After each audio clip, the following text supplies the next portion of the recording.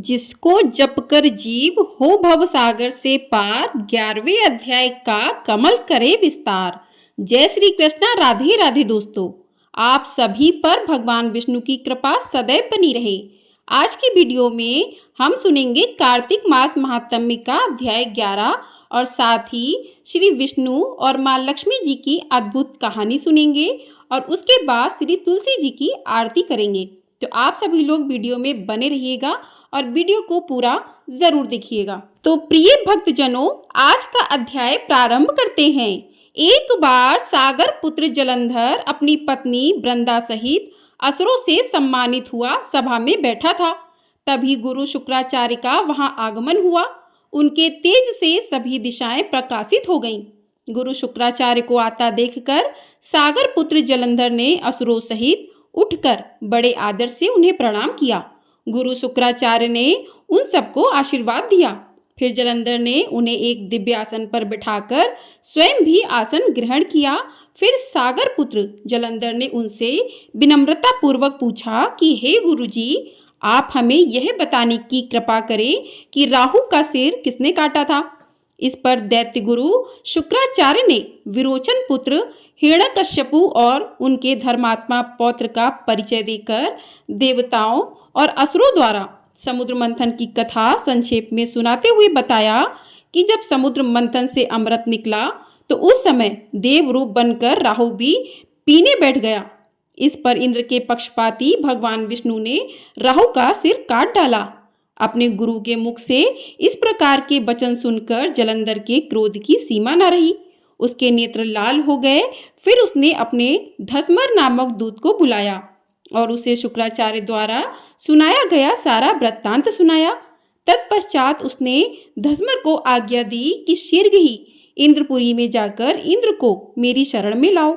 धसमर जलंधर का बहुत आज्ञाकारी एवं निपुण दूत था।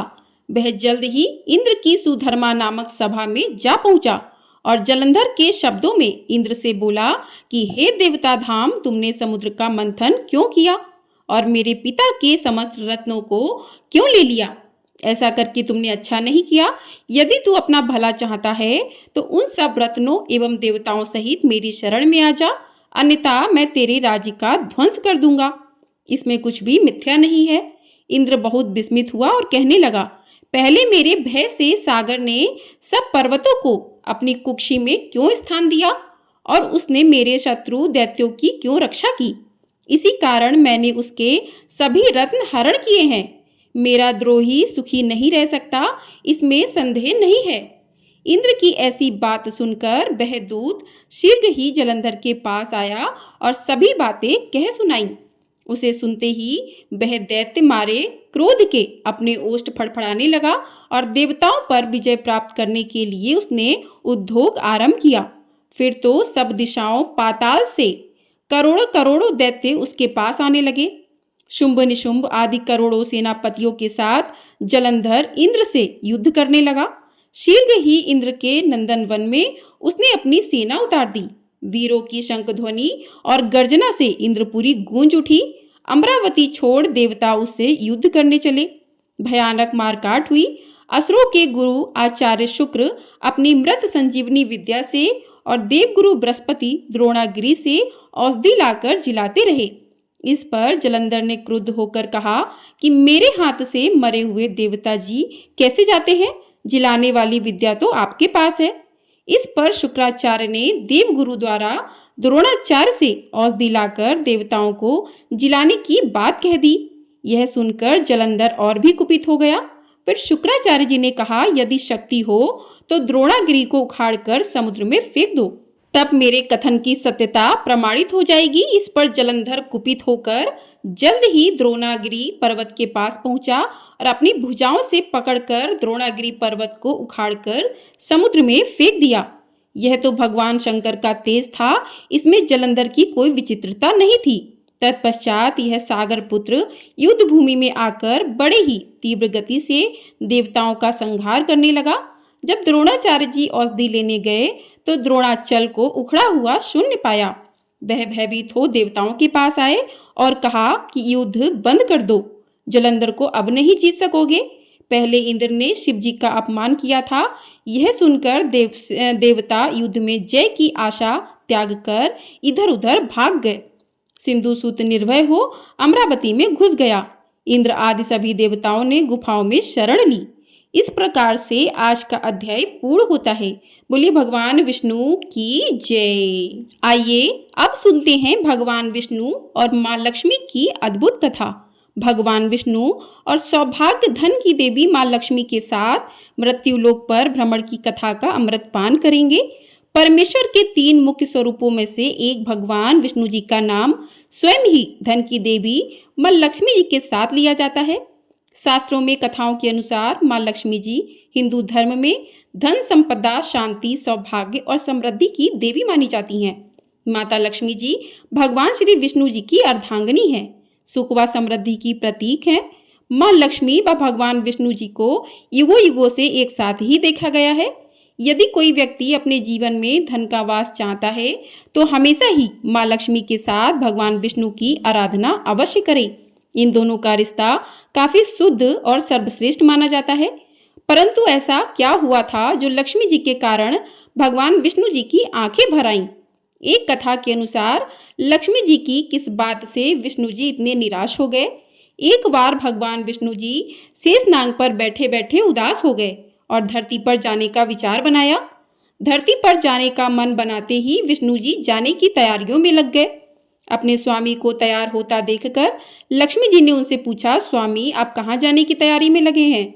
जिसके उत्तर में विष्णु जी ने कहा कि हे देवी, मैं धरती लोक पर घूमने जा रहा हूँ।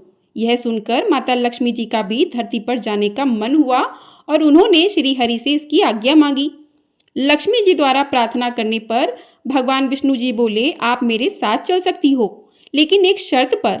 तुम धरती पर पहुंचकर उत्तर दिशा की ओर बिल्कुल मत देखना, तभी मैं तुम्हें अपने साथ लेकर जाऊंगा। यह सुनते ही माता लक्ष्मी जी ने तुरंत हाँ कह दिया और विष्णु जी के साथ धरती लोक जाने के लिए तैयार हो गईं। माता लक्ष्मी जी और भगवान विष्णु सुबह सुबह धरती पर पहुंच गए। जब वे पहुंचते तब सूर्य देवता उदय ही हो रहे थे।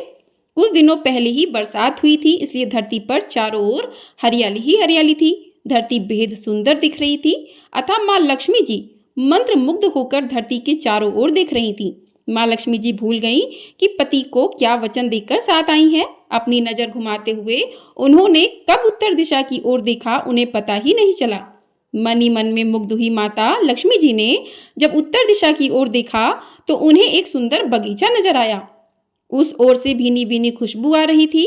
बगीचे में बहुत ही सुंदर सुंदर फूल खिले हुए थे। फूलों को देखते ही माँ लक्ष्मी जी बिना सोचे समझे उस खेत में चली गईं और एक सुंदर सा फूल तोड़ लाईं। फूल तोड़ने के पश्चात जैसे ही माँ लक्ष्मी जी भगवान विष्णु जी के पास लौट कर आईं, तब भगवान विष्णु जी की आंखों में आंसू थे। माँ लक्ष्मी जी के हाथ में फूल देखकर विष्णु जी बोले, कभी भी किसी से बिना पूछे उसका कुछ भी नहीं लेना चाहिए। और साथ ही माँ लक्ष्मी जी को विष्णु जी को दिया हुआ वचन भी याद दिलाया। और फिर भगवान विष्णु जी ने माँ लक्ष्मी जी को सजा दी। माँ लक्ष्मी जी को अपनी भूल का जब आभास हुआ तो उन्होंने भगवान विष्णु जी से इस भूल के लिए क्षमा मांगी। विष्णु जी ने कहा कि आपने जो भूल की है उसकी सजा तो आपको अवश्य मिलेगी। जिस माली के खेत से आपने बिना पूछे फूल तोड़ा है, यह एक प्रकार की चोरी है। इसलिए अब आप 3 वर्षों तक माली के घर पर नौकर बनकर रहेंगी। उसके बाद मैं आपको बैकुंठ में वापस बुलाऊंगा। भगवान विष्णु जी का आदेश माता लक्ष्मी जी ने चुपचाप सर झुकाकर मानकर स्वीकार कर लिया। जिसके बाद माँ लक्ष्मी जी ने एक गरीब औरत का रूप धारण किया और उस खेत के मालिक के घर गईं। माधव नाम के उस माली का एक झोपड़ा था, जहां माधव पत्नी, 2 बेटे और 3 बेटियों के साथ रहता था। माता लक्ष्मी जी जब एक साधारण औरत बनकर माधव के झोपड़े पर पधारी तो माधव ने पूछा, बहन आप कौन हो? तब माँ लक्ष्मी जी ने कहा कि मैं एक गरीब औरत हूँ, मेरी देखभाल करने वाला कोई नहीं है, मैंने कई दिनों से खाना भी नहीं खाया, मुझे कोई भी काम दे दो, मैं तुम्हारे घर का सारा काम कर लिया करूंगी और इसके बदले में आप मुझे अपने घर के कोने में आसरा दे देना।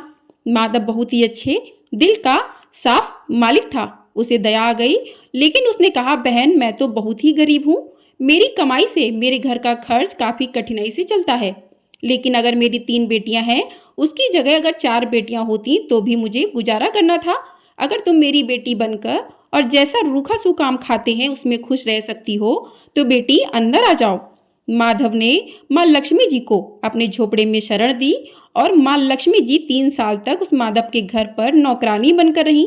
कथा के अनुसार कहा जाता है कि जिस दिन माँ लक्ष्मी जी माधव के घर गई थीं, उसके दूसरे ही दिन माधव को फूलों से इतनी आमदनी हुई कि शाम को उसने एक गाय खरीद ली। फिर धीरे धीरे माधव ने जमीन खरीद ली और सबने अच्छे अच्छे कपड़े भी बनवा लिए। कुछ समय बाद माधव ने एक पक्का घर भी बनवा लिया। माधव हमेशा सोचता था कि मुझे यह सब इस महिला के आने के बाद मिला है। इस बेटी के रूप में मेरी किस्मत आ गई। एक दिन माधव जब अपने खेतों से काम खत्म करके घर आया तो उसने अपने घर के द्वार पर गहनों से लदी एक देवी स्वरूप औरत को देखा। जब वह निकट गया तो उसे आभास हुआ कि यह तो मेरी मुंह बोली चौथी बेटी यानी वही औरत है। कुछ समय के बाद वह समझ गया कि यह देवी कोई और नहीं बल्कि स्वयं माँ लक्ष्मी जी हैं। यह जानकर माधव बोला कि हे माँ, हमें क्षमा करें, हमने आपसे अनजाने में ही घर और खेत में काम करवाया। हे माँ, यह हमसे कैसा अपराध हो गया। हे माँ, हम सबको माफ कर दो। यह सुनकर माँ लक्ष्मी जी मुस्कुराई और बोली कि हे माधव, तुम बहुत ही अच्छे और दयालु व्यक्ति हो।